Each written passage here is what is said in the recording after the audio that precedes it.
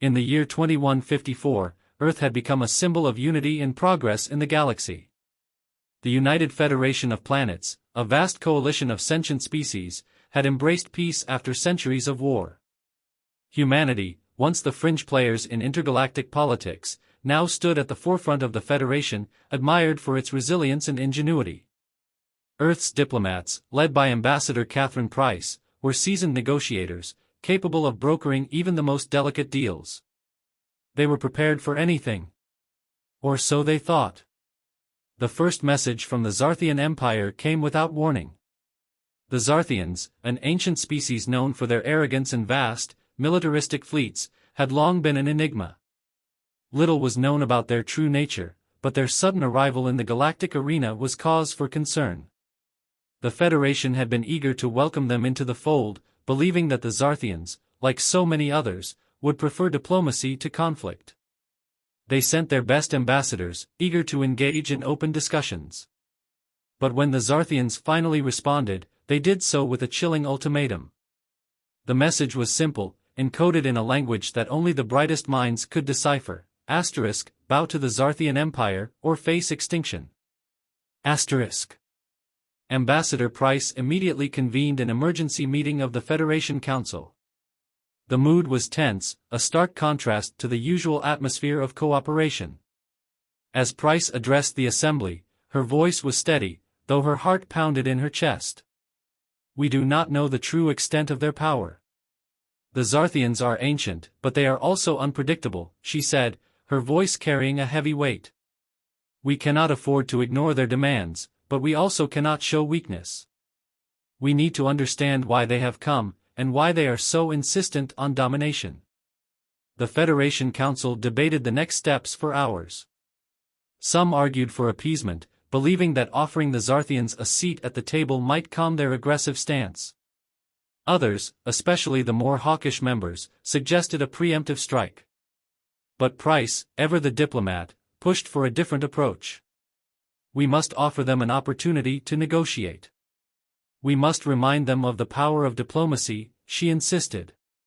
And so, the Federation sent a message in response, offering peace talks on a neutral moon in the Saphira system.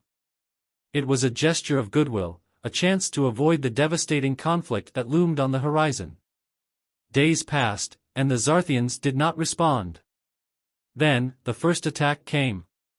It was not a direct strike but a display of power, a message from the Zarthian fleet. Without warning, entire sections of the Saphira system were obliterated. Thousands of ships, countless lives, lost in a single flash of light. The Federation's fleet, still recovering from the shock, scrambled to respond, but it was too late. The Zarthians had proven their point. They were not interested in peace. They were not interested in diplomacy. They were interested only in war, in asserting their dominance over the galaxy. Ambassador Price, though devastated by the loss, did not hesitate. She knew what needed to be done. We will not bow to them.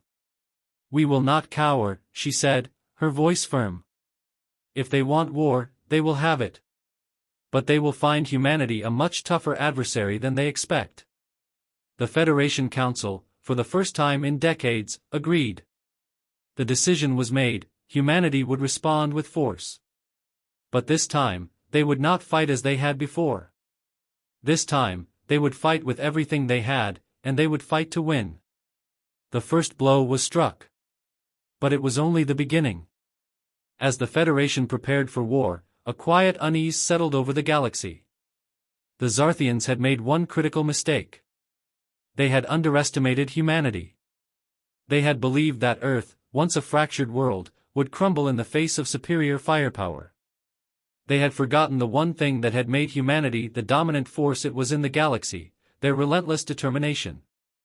And now, the stage was set for a conflict that would shake the galaxy to its core. Diplomacy had failed, and humanity had chosen annihilation. The question was no longer whether humanity could win, but whether the galaxy itself was ready for what was coming.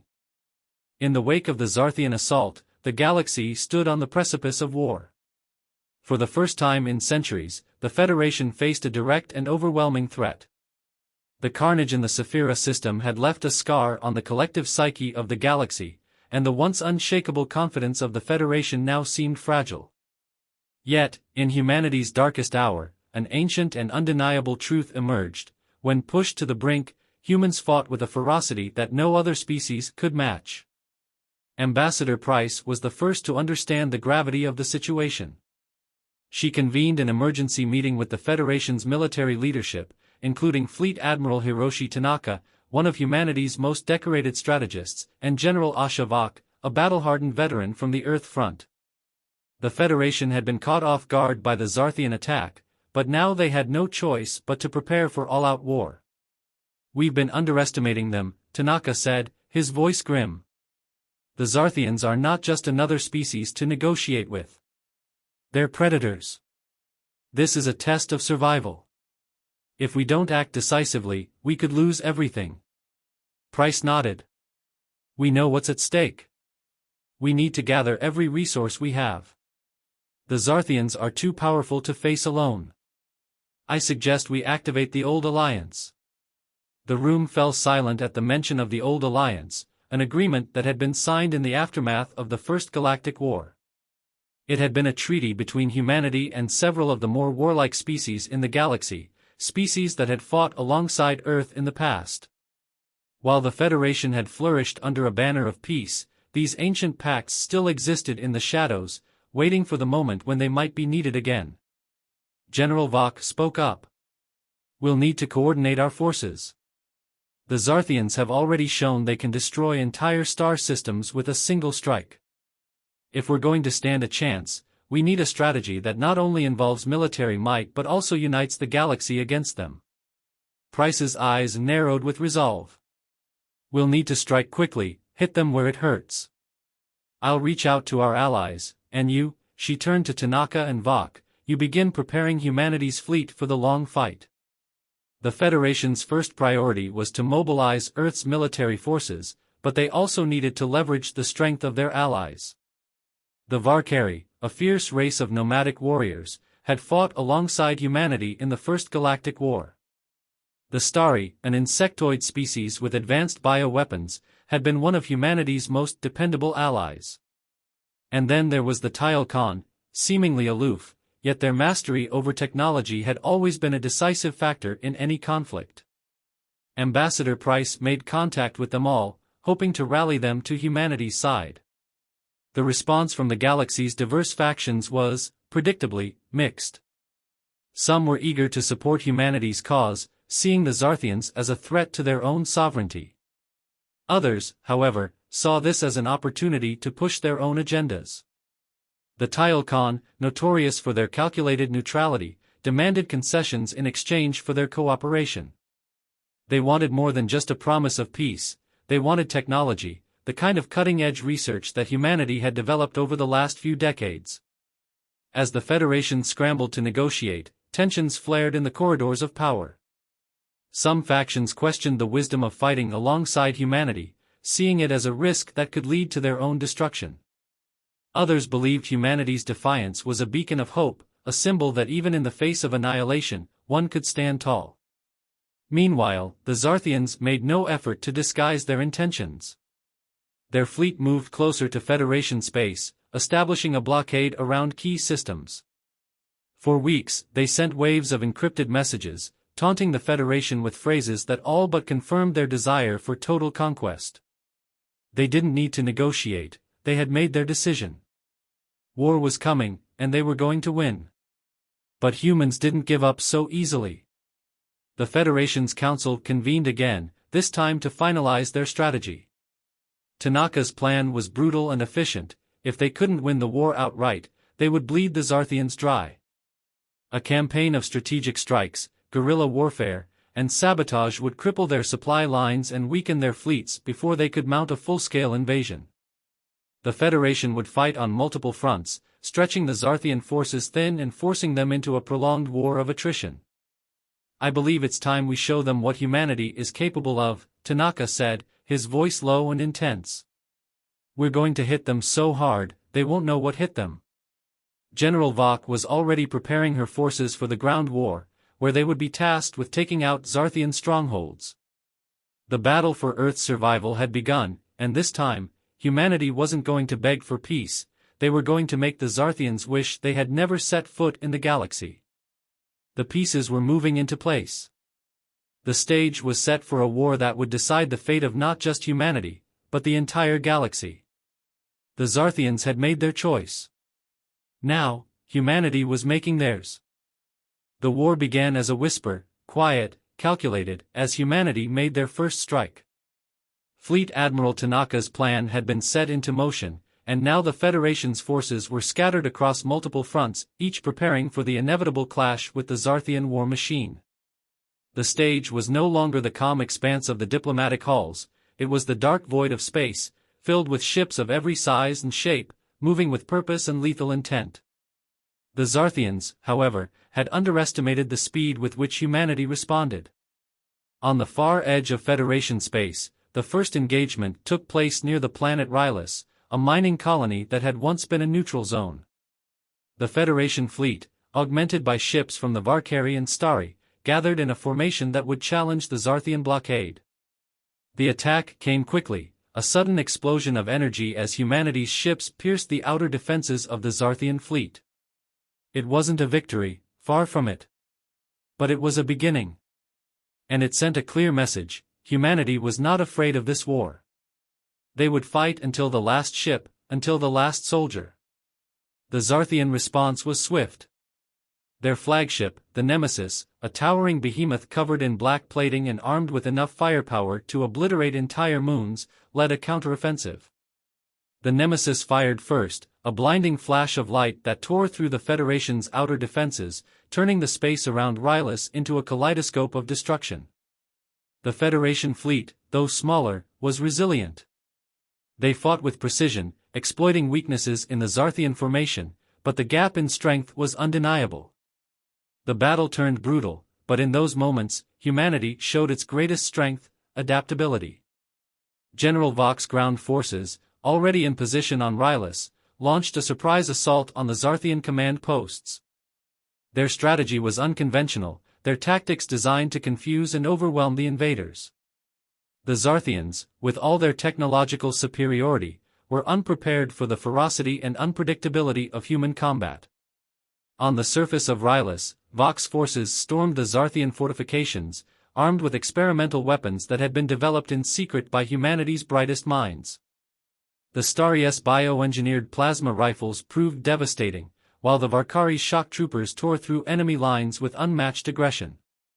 The Zarthians, known for their brutality in battle, found themselves fighting a war of attrition they had not anticipated. The blood of the first battle was spilled not just by soldiers, but by entire fleets. Thousands perished in the cold void of space, while on the ground, human soldiers faced the brutal, alien horrors of the Zarthian forces. The Zarthians fought with a ferocity that matched humanity's own, but they were no match for the human spirit, the undying drive that refused to yield, no matter the odds. In the chaos of battle, there was a moment, a singular, defining moment, when the Zarthians realized they had made a fatal mistake. They had chosen war with the wrong species.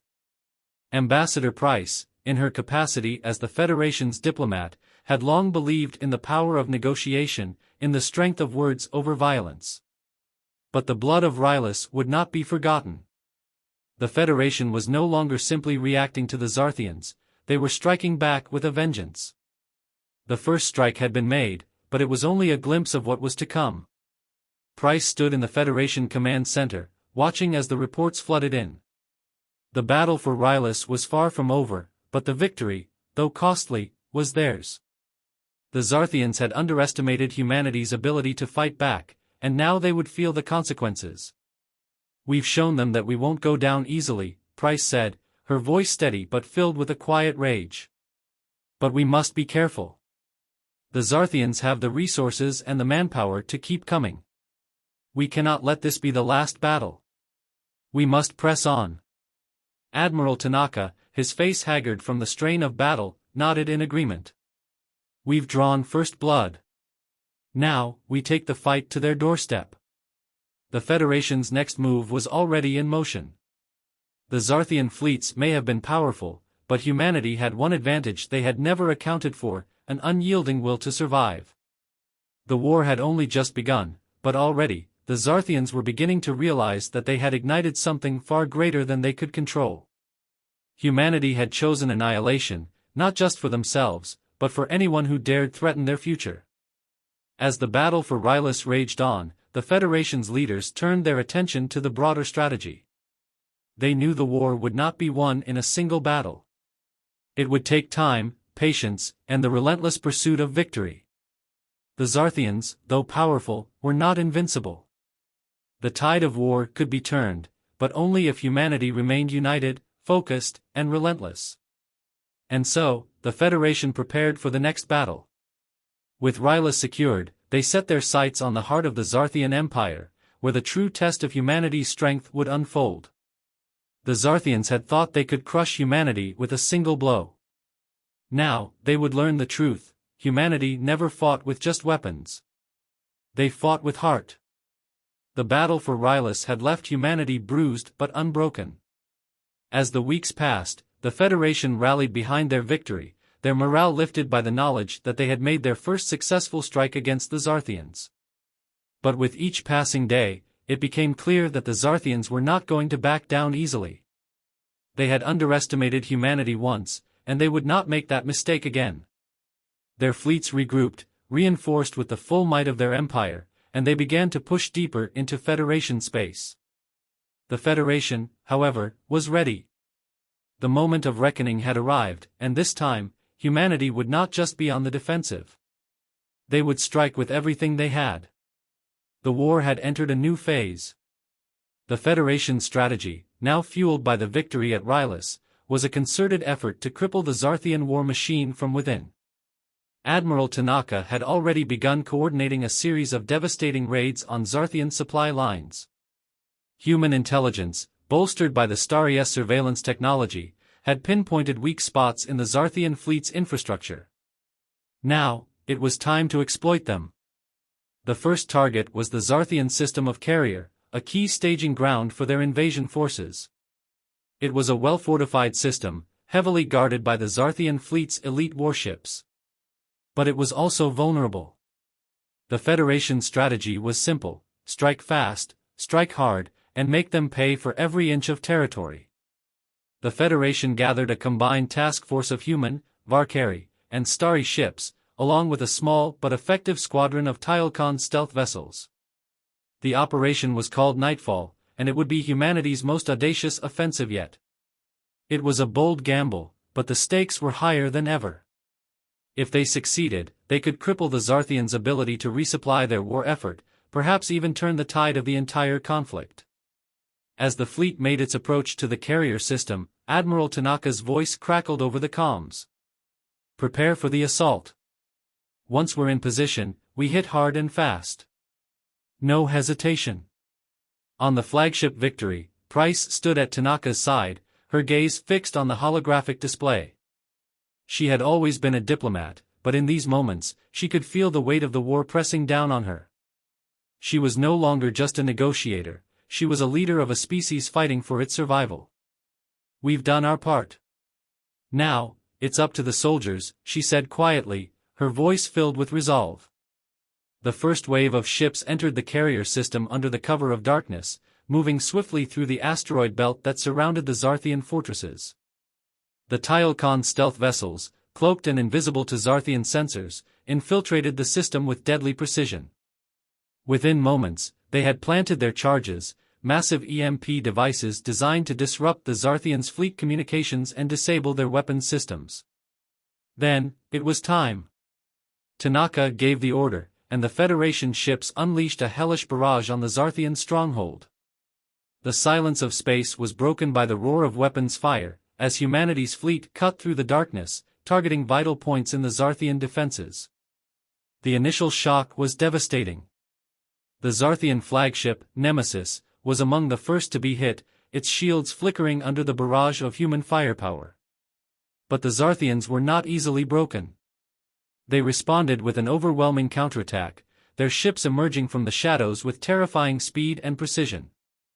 The Federation's forces fought back with everything they had, but the Zarthian superior numbers threatened to push them back. It was a brutal, grinding battle, a test of endurance, strategy, and sheer willpower. On the ground, General Vox's forces had already landed on Carrier's largest moon, where they launched a daring raid on the Zarthian supply depot. The Varkari shock troops fought tooth and claw through the dense, alien terrain, while the Starry forces used their biotech weaponry to take down Zarthian reinforcements. Every inch of ground was contested, but Vox's strategy was working. The Zarthian defenses were buckling under the combined assault. In the skies above, Tanaka's fleet was in the midst of a vicious dogfight. Despite the devastating losses on both sides, the Federation's forces held their ground. The Zarthians, realizing the threat posed by the Federation's relentless assault, began to retreat, but not without cost. The Federation had delivered a blow so severe that the Zarthian forces had been forced to abandon their planned invasion of the Saphira system. Their attention now turned to the survival of their fleet. The Zarthians had suffered their first real defeat, but they were not finished. Humanity's victory at Carrier, however, marked a turning point. The Zarthians had learned that no matter how vast their empire was, they could not crush humanity's spirit. The Federation had just proven that, even in the face of overwhelming odds, they would fight back, and they would win. On the bridge of the victory, Tanaka stood in silence, his eyes scanning the damage reports. The battle had been fierce, but humanity had emerged victorious. He turned to Ambassador Price. "We've done it. But the Zarthians will regroup. They'll come at us with everything they've got." Price nodded. "Let them come. They'll find humanity far more dangerous than they ever realized." The war was far from over, but humanity's resolve had only grown stronger. The Zarthians had made a grave mistake in underestimating Earth's capacity for resistance. And now, humanity was ready for the next phase of the war. The tide had turned. The victory at Carrier had sent shockwaves through the Zarthian Empire. For the first time since the war began, the Federation had forced their enemies to retreat, and humanity's forces had struck a major blow to the Zarthian war effort. But despite the losses, the Zarthians were far from defeated. In the wake of the humiliating retreat, they began to regroup with terrifying speed, preparing for an all-out counteroffensive. The question now was not whether the Federation could win, but whether they could endure what was coming next. Humanity had made it clear that they would not be cowed, that they would stand and fight no matter the cost. The Zarthians, however, had their own relentless resolve. They were the ancient conquerors of the galaxy, an empire that had weathered countless wars and emerged victorious time and time again. To them, a setback was nothing more than a temporary inconvenience. Fleet Admiral Tanaka knew the Zarthians would strike back hard, and when they did, they would throw everything they had into the assault. They had underestimated humanity before, but that mistake would not be repeated. The Federation had to prepare for the worst.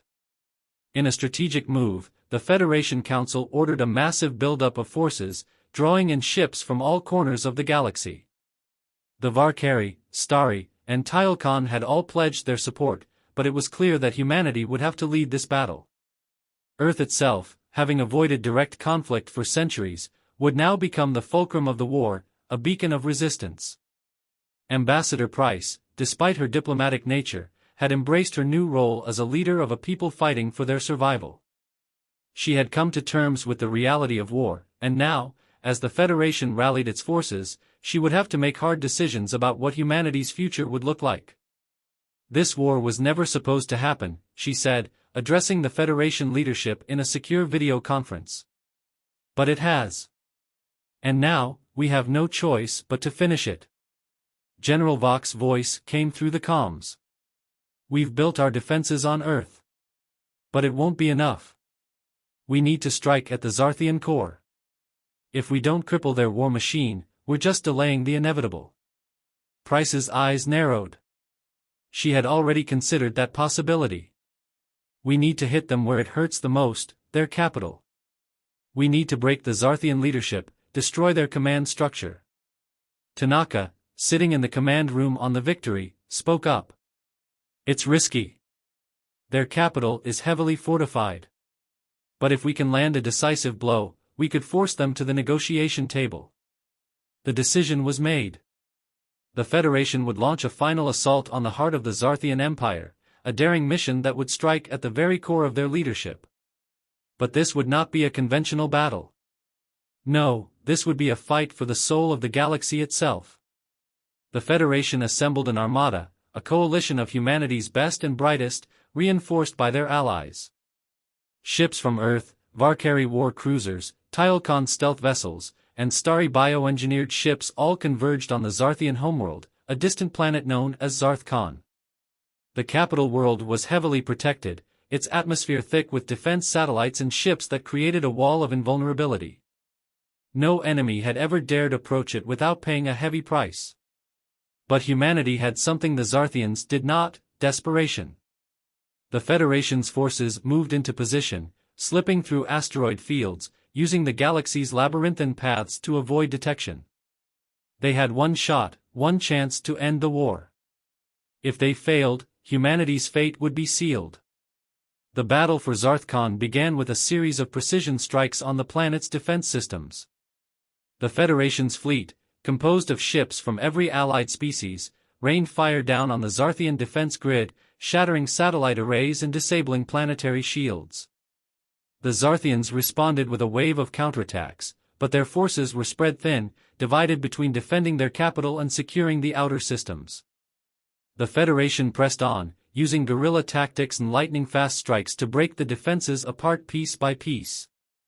Admiral Tanaka coordinated the fleet from the flagship Victory, giving orders with unrelenting precision. General Vok, meanwhile, led the ground assault, her forces landing on Zarth-Khan's largest continent in a coordinated invasion. It was a brutal fight. Human soldiers clashed with Zarthian warlords and elite shock troops, both sides unwilling to give an inch. But the true heart of the battle was in space. The Zarthian capital was surrounded by an impenetrable fleet, and it was here that the Federation's greatest challenge awaited. The Nemesis, the flagship that had haunted humanity's dreams, stood at the center of it all. But unlike before, humanity was not the underdog. They had learned. They had adapted. "We've come too far to lose now," Admiral Tanaka muttered, as the Victory dove into the fray, her weapons discharging in synchronized waves.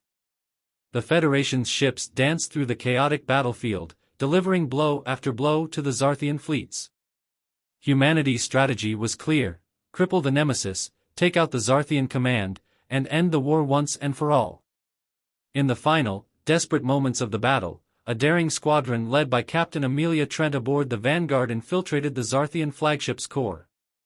They fought their way through Zarthian corridors, filled with blaster fire and the sounds of battle.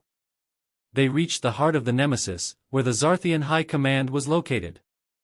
With a series of devastating explosives, they sabotaged the flagship's central control systems. As the Nemesis fell into disarray, the Zarthian fleet began to crumble. The Federation struck the killing blow. Zarth-Khan, their homeworld, their capital, was in their grasp. The Zarthians, without a central command, were in disarray, their leadership shattered. The Zarthians had been broken. But the cost had been steep. The galaxy was forever changed.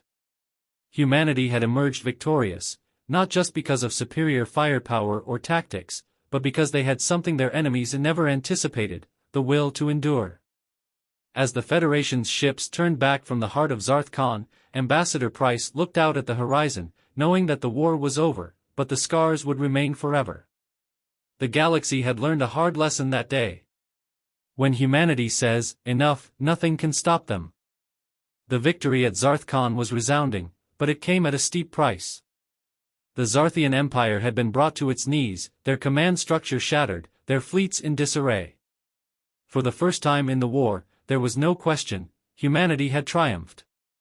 Yet, as the Federation's ships withdrew from the now fallen capital, there was no euphoria, no celebration. Just a deep, lingering silence. A silence that hung over the victory like the shadow of a death toll that would never truly be counted. The aftermath of the battle left the Federation both victorious and broken. Admiral Tanaka, despite his success, found himself staring at the vast void of space, contemplating the toll of the war on humanity. The countless lives lost, the devastation across the galaxy. he had seen the destruction firsthand. He had led them to victory, but at what cost? On the bridge of the Victory, Tanaka stood solemnly, reviewing the casualty reports. The Federation had lost hundreds of ships, and even more soldiers. They had pushed themselves to the limit, sacrificing everything for survival. And while the Zarthian Empire had been vanquished, the war had left deep scars on the Federation and its allies. General Vok, who had led the ground assault on Zarth Khan, was still on the planet, overseeing the stabilization of the conquered world. Earth and its allies had won, but the remnants of the Zarthian warlords were still scattered across the galaxy. There would be no lasting peace until those who had survived the collapse of their empire were eradicated or contained. Ambassador Price, back on Earth, was now faced with the most difficult task of all, rebuilding. Humanity had fought for its survival, but what would they become now that the war was over? Would they return to their old ways of diplomacy, or would they evolve into something new, something shaped by the brutality of the conflict they had just survived? "I've seen what war can do to us," Price said during a private meeting with Tanaka. "We can't forget the cost of this victory. We have to rebuild, yes, but we also need to ensure we never let this happen again. The galaxy will be watching us now. What kind of legacy will we leave behind?" Tanaka's expression softened as he gazed out the window of the command room, his mind still reeling from the brutal campaign. "The war's over, but the scars will last a lifetime. The Zarthians may be defeated, but the galaxy won't simply forget what we did. What we were forced to do." Price nodded. "That's what I'm afraid of." The Federation's victory at Zarth-Khan had forced the Zarthians to the negotiating table.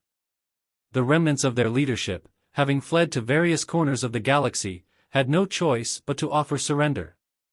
Their empire was broken beyond repair, their once feared fleets scattered and leaderless.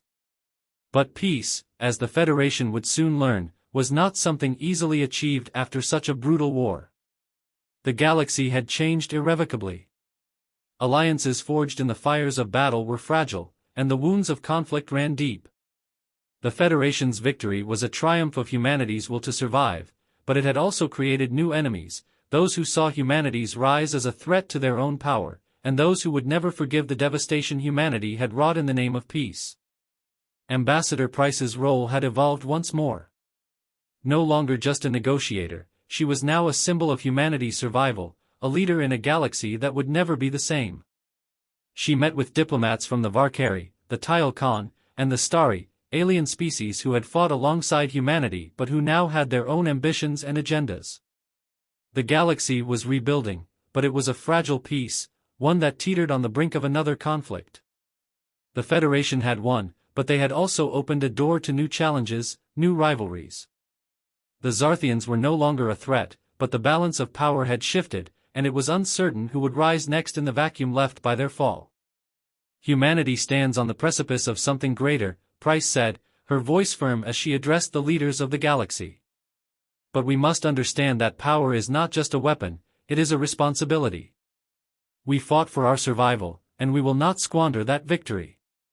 But we must do so with caution, for the scars of war are not easily healed.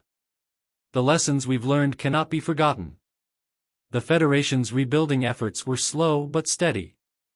Earth became the hub of a new galactic alliance, one where humanity's voice carried weight. The Varkari and Starry, once wary of humans, now stood shoulder to shoulder with them, sharing in the efforts to rebuild the galaxy. But there were those who remained skeptical, who viewed the Federation as an expanding power that could one day dominate them all. But for now, humanity had earned its place among the stars. No longer the underdog, no longer the naive species that had once sat in the shadow of galactic giants, humanity was now the keeper of the galaxy's future. They had chosen annihilation when it seemed the only option. And in doing so, they had chosen survival, survival for all who would stand beside them. As Ambassador Price watched the rebuilding efforts unfold from her office in Earth's capital, she knew that the galaxy had irrevocably changed. The Zarthian Empire had been shattered, but new challenges would rise. Humanity had won the war, but the true test would be how they handled the peace. And that was a test that had only just begun. The legacy of the war would be written in the stars. The galaxy would remember the fierce, unyielding spirit of humanity, but they would also remember the costs. As the Federation moved forward, the lessons of the past would guide them, lessons of resilience, unity, and the harsh price of victory. But humanity had proven that, when faced with annihilation, they would not only survive. They would thrive.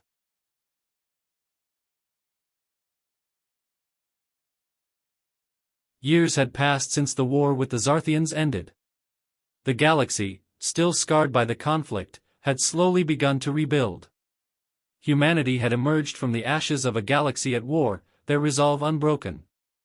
The Federation, now a dominant force in the galaxy, had expanded its influence far beyond what anyone had imagined possible. Earth had transformed into the center of a thriving, multi-species alliance, an alliance founded on the belief that cooperation, not war, was the future. But peace, as always, was fragile. Ambassador Price stood before a vast council chamber, where representatives from countless species had gathered for the historic peace talks that would define the next era. The room was filled with the whispers of diplomats and leaders, their eyes fixed on her. Her role had evolved, from a negotiator in the heat of war to the symbol of hope for a galaxy that was now recovering from its darkest days. The war with the Zarthians had taught many painful lessons. Yet, it had also sparked something greater, a new unity. The Federation had become a beacon of cooperation between species, a testament to humanity's will to adapt and grow. The Varkari, the Tylkon, and the Starry, all had stood beside humanity in battle, and now they stood together in peace. The Zarthian remnants, once a source of fear, had been dismantled. They were no longer a threat, their empire reduced to ruins and scattered remnants, leaving only the echoes of their former power. Price took a deep breath, stepping forward to address the gathered leaders. "We have fought for survival," she began, her voice resonating through the chamber. "We have fought for our homes, our families, our futures. And now, we stand on the threshold of a new era. An era of peace, of cooperation. An era where the mistakes of the past do not define us, but where our shared dreams and our common will shape our future." Her words hung in the air, a promise and a challenge. The room was silent, but the leaders of the galaxy felt the weight of her words. The galaxy had witnessed humanity's resilience, their ability to adapt and overcome. But they had also seen the consequences of war, the toll it took, the lives lost, the scars that would never fully heal. "The Zarthian Empire may have fallen," Price continued, "but the lessons we've learned cannot be forgotten. The galaxy is vast, and its dangers are many. We cannot afford to repeat the mistakes of the past. We must learn to work together, to understand each other, and to protect the fragile peace we've earned. We stand here not just as victors, but as stewards of a new future." There was a murmur among the gathered diplomats. Some were eager to embrace the peace, while others were wary.